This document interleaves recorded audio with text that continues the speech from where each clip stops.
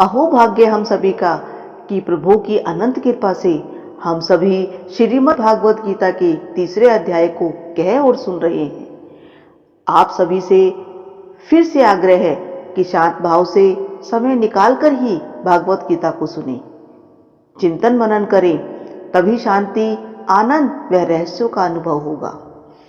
गीता का ज्ञान केवल भगवान श्री कृष्ण और अर्जुन का संवाद मात्र नहीं है, यह तो संपूर्ण मानव जाति के कल्याण हेतु भगवान द्वारा दिया गया ज्ञान है। पुरातन होकर भी सदा नूतन है। जीवन भर मनुष्य जिस युद्ध में घिरा रहता है और उसे एक पल भी शांति नहीं मिलती, उन्हीं सभी प्रश्नों का उत्तर इस अध्याय में है। पिछले अध्याय में भगवान ने शरीरी अर्थात आत्मा और शरीर का भेद बतलाया।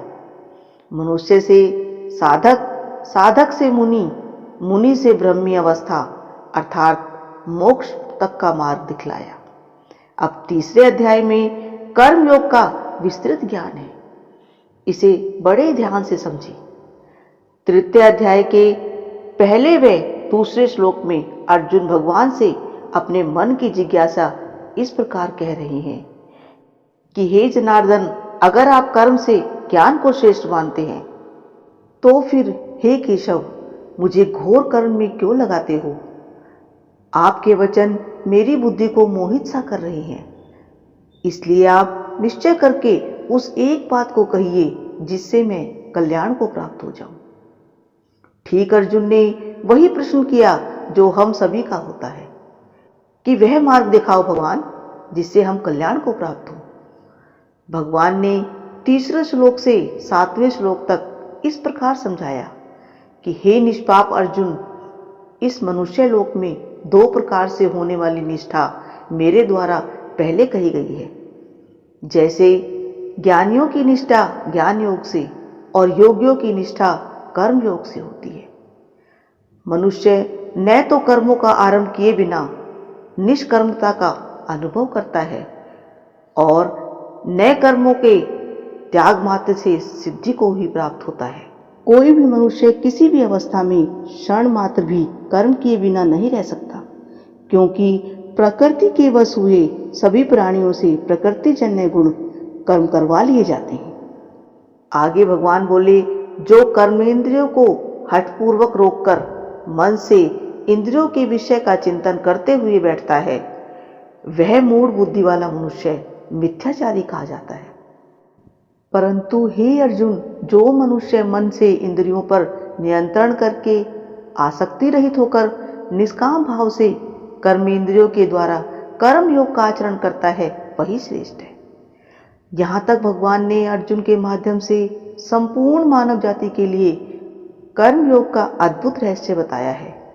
प्रत्येक प्राणी हर पल कोई न कोई कार्य प्रकृति के वश होकर करता ही है और उन कर्मों के अधीन होकर वैसा ही फल प्राप्त करता है।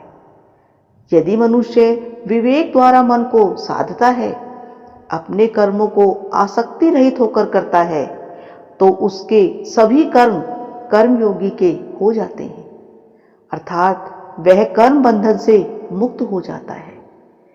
यह तभी संभव है जब मनुष्य माया जगत को समझने लगता है। विवेक मन को यह ज्ञान देता है कि वह इंद्रियों के वश में होकर सिर्फ अपने स्वार्थ के लिए कार्य ना करे, बल्कि संसार के हित के लिए कार्य करे। और ध्यान रहे कि हम दिखावे के लिए कोई कार्य ना करें। मन में यदि स्वार्थ हो, आसक्ति हो और अच्छा आचरण दिखाने के लिए कार्य करता है, तो उसे भगवान मिथ्याचारी कह रहे हैं। इस मिथ्या कर्म से अवश्य बचना है। आगे भगवान 8वें श्लोक से 15वें श्लोक तक बोले कि हे अर्जुन, तू शास्त्र विधि से नियत किए हुए कर्तव्य कर्म कर, क्योंकि कर्म न करने की अपेक्षा कर्म करना श्रेष्ठ है, तथा कर्म न करने से तेरा शरीर निर्वाह भी सिद्ध नहीं होगा। यज्ञ के लिए किए जाने वाले कर्मों से अन्यत्र कर्मों में यह मनुष्य कर्मों से बंधता है। हे कुंती नंदन, आसक्ति रहित होकर उस यज्ञ के लिए कर्म कर, अर्थात अपने कर्म को आसक्ति भाव से अलग होकर निष्ठा भाव के साथ कर और कर्म बंधन से मुक्त रहे। आगे भगवान ने कहा कि प्रजापति ब्रह्मा जी ने सृष्टि के आदि काल में कर्तव्य कर्मों के विधान सहित प्रजा की रचना करके कहा कि इस कर्तव्य के द्वारा सबकी वृद्धि करो।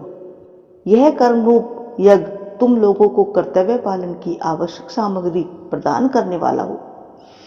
इसके द्वारा देवताओं को उन्नत करो। वे देवता लोग अपने कर्तव्य द्वारा तुम सबको उन्नत करें। इस प्रकार एक दूसरे को उन्नत करते हुए परम कल्याण को प्राप्त हो जाओगे। यज्ञ से पुष्ट हुए देवता तुम लोगों को बिना मांगे ही कर्तव्य पालन की आवश्यक सामग्री देंगे। उन देवताओं की दी हुई सामग्री को दूसरों की सेवा में लगाए बिना जो मनुष्य स्वयं ही उसका उपभोग करता है वह चोर ही है। यज्ञ शेष अर्थात योग का अनुभव करने वाले श्रेष्ठ मनुष्य संपूर्ण पापों से मुक्त हो जाते हैं। परंतु जो केवल अपने ही लिए पकाते हैं अर्थात सब कर्म अपने लिए ही करते हैं, वे पापी लोग पाप का भक्षण करते हैं। प्रकृति और देवताओं से जो भी हमें प्राप्त होता है या हम प्राप्त करते हैं उसे केवल स्वयं के उपयोग के लिए ना रखें, उसे दूसरों को कल्याण में भी लगाएं। ऐसा न करने से हम चोर या पापी ही बनेंगे और पाप का भक्षण करेंगे। वही कर्म करें जो सभी के लिए हितकर हो, कल्याणकारी हो और शास्त्रानुसार हो। संपूर्ण प्राणी अन्न से उत्पन्न होते हैं। अन्न की उत्पत्ति वर्षा से होती है, वर्षा यज्ञ से होती है, यज्ञ कर्मों से उत्पन्न होता है, कर्मों को वेद से उत्पन्न जान और वेद को अक्षर ब्रह्म से प्रकट हुआ जान। इसलिए सर्वव्यापी परमात्मा यज्ञ में अर्थात कर्तव्य कर्म में नित्य स्थित है। इस प्रकार सृष्टि चक्र को भी भगवान श्री कृष्ण ने समझाया है। आगे 16वें श्लोक से 24वें श्लोक तक बहुत ही गहरे रहस्यों के बारे में भगवान बताते हैं कि हे पार्थ, जो मनुष्य इस लोक में इस प्रकार सृष्टि चक्र के अनुसार नहीं चलता वह इंद्रियों के द्वारा भोगों में रमण करने वाला अयाध्यु मनुष्य व्यर्थ ही जीता है। अर्थात जो व्यक्ति सिर्फ भोगों के लिए कर्म करता है और भोगों में ही लिप्त रहता है, समझो उसका जीवन व्यर्थ गया। परंतु जो मनुष्य अपने आप में ही रमण करने वाला है और अपने आप में ही तृप्त तथा अपने आप में ही संतुष्ट है, उसके लिए कोई कर्तव्य नहीं है। कर्म योग से सिद्ध हुए महापुरुष का इस संसार में न तो कर्म करने से कोई प्रयोजन रहता है और न कर्म न करने से ही कोई प्रयोजन रहता है, तथा संपूर्ण प्राणियों में किसी भी प्राणी के साथ ऐसे महापुरुष का थोड़ा सा भी स्वार्थ का संबंध नहीं रहता। इसलिए निरंतर आसक्ति रहित होकर कर्तव्य कर्म का भली भांति आचरण कर, क्योंकि आसक्ति रहित कर्म करता हुआ मनुष्य परमात्मा को प्राप्त हो जाता है। आगे भगवान समझाने के लिए राजा जनक के विषय में बताते हैं कि राजा जनक जैसे अनेक महापुरुष भी कर्म योग के द्वारा ही परम सिद्धि को प्राप्त हुए थे। इसलिए लोक संग्रह को देखते हुए भी तू निष्काम भाव से कर्म करने के लिए ही योग्य है। श्रेष्ठ मनुष्य जो जो आचरण करता है दूसरे मनुष्य वैसा वैसा ही आचरण करते हैं। वह जो कुछ प्रमाण कर देता है दूसरे मनुष्य उसी के अनुसार ही आचरण करते हैं। आगे भगवान स्वयं के बारे में कहते हैं कि हे पार्थ, मुझे तीनों लोकों में न तो कुछ कर्तव्य है और न कोई प्राप्त करने योग्य वस्तु अप्राप्त है, फिर भी मैं कर्तव्य कर्म में ही लगा रहता हूं। अब आप सभी सोचिए कि जब भगवान कर्तव्य कर्म में स्वयं हर पल लगे रहते हैं, अर्थात सृष्टि का पालन पोषण और कल्याण के कार्य में सिर्फ कर्तव्य भाव से ही लगे रहते हैं, तो हमें भी इस पथ पर चलने का प्रयास करना चाहिए। भगवान अपने कर्तव्य कर्म के विषय में आगे कहते हैं, हे पार्थ, अगर मैं किसी समय सावधान होकर कर्तव्य कर्म न करूं तो बड़ी हानि हो जाए, क्योंकि मनुष्य सब प्रकार से मेरे ही मार्ग का अनुसरण करते हैं। यदि मैं कर्म न करूं तो सब ये मनुष्य नष्ट भ्रष्ट हो जाएं, और मैं वर्ण संकरता को करने वाला हूं तथा इस समस्त प्रजा को नष्ट करने वाला बनूं। ये साधारण शब्द बहुत ही गहरे हैं। इन्हें बार बार चिंतन मनन करने से भी यदि कुछ अमूल्य मोती हमें मिल जाए तो प्रभु की ही कृपा समझिए। आगे के श्लोकों में ज्ञानी महापुरुषों के लिए 25वें श्लोक से 30वें श्लोक तक भगवान कहते हैं कि हे भरत वंशोधव अर्जुन, कर्म में आसक्त हुए अज्ञानी जन जिस प्रकार कर्म करते हैं, आसक्ति रहित तत्वज्ञ महापुरुष भी लोक संग्रह करना चाहता हुआ उसी प्रकार के कर्म करे, अर्थात उसी लगन से करे। और सावधान रहते हुए तत्वज्ञ महापुरुष कर्मों में आसक्ति वाले अज्ञानी मनुष्यों की बुद्धि में भ्रम उत्पन्न न करें। समस्त कर्मों को अच्छी तरह से करता हुआ उनसे भी वैसे ही करवाए, अर्थात स्वयं एक आदर्श बने, आसक्ति रहित कर्म करते हुए जिसका सामान्य जन स्वयं अनुसरण कर सके। हे अर्जुन, संपूर्ण कर्म सब प्रकार से प्रकृति के गुणों द्वारा किए जाते हैं, परंतु अहंकार से मोहित अंतःकरण वाला अज्ञानी मनुष्य मैं करता हूं ऐसा मान लेता है। परंतु हे महाभावों, गुण विभाग और कर्म विभाग तत्व से जानने वाला महापुरुष संपूर्ण गुण ही गुणों में बरतते हैं ऐसा मानकर उनमें आसक्त नहीं होता। प्रकृति जन्य गुणों से अत्यंत मोहित हुए अज्ञानी मनुष्य गुणों और कर्मों में आसक्त रहते हैं। उन पूर्णतया न समझने वाले मंद बुद्धि अज्ञानियों को पूर्णतया जानने वाला ज्ञानी मनुष्य विचलित ना करे। तू विवेकवती बुद्धि के द्वारा संपूर्ण कर्तव्य कर्मों को मेरे अर्पण करके कामना रहित, ममता रहित और संताप रहित होकर युद्ध रूप कर्तव्य कर्म को कर। भगवान आगे अर्जुन को और रहस्यों को बताते हैं, जो 31वें श्लोक से 35वें श्लोक तक इस प्रकार है। जो मनुष्य दोष दृष्टि से रहित होकर श्रद्धा पूर्वक मेरे इस मत का सदा अनुसरण करता है, वह भी कर्मों के बंधन से मुक्त हो जाता है। परंतु जो मनुष्य मेरे इस मत में दोष दृष्टि करते हुए अनुष्ठान नहीं करते, उन संपूर्ण ज्ञानों में मोहित अविवेकी मनुष्य को नष्ट हुए समझो। संपूर्ण प्राणी प्रकृति को प्राप्त होते हैं। ज्ञानी महापुरुष भी अपनी प्रकृति के अनुसार चेष्टा करता है, फिर भी इसमें किसी का हट क्या करेगा। इंद्रियों के अर्थ में राग और द्वेष व्यवस्था से स्थित है। उन दोनों के वश में नहीं होना चाहिए, क्योंकि दोनों ही विघ्न डालने वाले शत्रु हैं। अर्थात मनुष्य के दो शत्रु हैं, राग और द्वेष।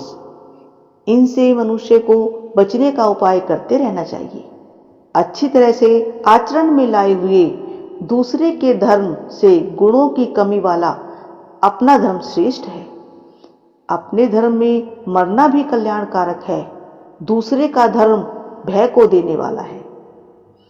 आगे 36वें श्लोक में अर्जुन भगवान से पूछते हैं कि हे वाष्णे, फिर यह मनुष्य न चाहता हुआ भी जबरदस्ती लगाए हुए की तरह किससे प्रेरित होकर पाप का आचरण करता है। यदुकुल में वृषण नाम का एक वंश था, इसलिए भगवान श्री कृष्ण का एक नाम वाष्णे भी है। इस श्लोक का प्रश्न केवल अर्जुन का ही नहीं है, यह सभी मनुष्यों का है कि सब कुछ जानते समझते भी पराधीन की भांति किससे प्रेरित होकर अधर्म के कार्य करता है। आगे भगवान श्री कृष्ण 37वें श्लोक से 47वें श्लोक तक इस प्रकार कहते हैं कि हे रजोगुण से उत्पन्न यह काम अर्थात कामना पाप का कारण है। यह कामना क्रोध में बदल जाती है। यह कामना क्रोध बहुत खाने वाली महापापी है। इस विषय में तू इसको ही बैरी जान। जैसे धुएं से अग्नि और मैल से दर्पण ढका जाता है, जेर से गर्भ ढका रहता है, ऐसे ही उस कामना के द्वारा यह ज्ञान, विवेक और बुद्धि ढका हुआ है। हे कुंती नंदन, इस अग्नि के समान कभी तृप्त न होने वाले और विवेकियों के कामना रूप नित्य वैरी के द्वारा मनुष्य का विवेक ढका हुआ है। आगे भगवान कह रहे हैं कि कामना कहाँ निवास करती है, यह भी समझ। इंद्रियां, मन और बुद्धि इस कामना के वास स्थान कहे गए हैं। यह कामना इन इंद्रियों, मन और बुद्धि के द्वारा ज्ञान को ढककर देहाभिमानी मनुष्य को मोहित करती है। इसलिए हे भरतवंशियों में श्रेष्ठ अर्जुन, तू सबसे पहले इंद्रियों को वश में करके इस ज्ञान और विज्ञान का नाश करने वाले महापापी काम को अवश्य ही बलपूर्वक मार डाल। स्थूल शरीर से पर अर्थात श्रेष्ठ इंद्रियां हैं, इंद्रियों से पर मन है, मन से भी पर बुद्धि है, और जो बुद्धि से भी पर है वह काम है। इस तरह बुद्धि से काम को जानकर अपने द्वारा अपने आप को वश में करके हे महाभावों, तो इस काम रूप दुर्जय शत्रु को मार डाल। स्पष्ट रूप से भगवान श्री कृष्ण ने अर्जुन के माध्यम से इस तृतीय अध्याय में मनुष्य को ज्ञान दिया कि आसक्ति रहित होना आसान नहीं है।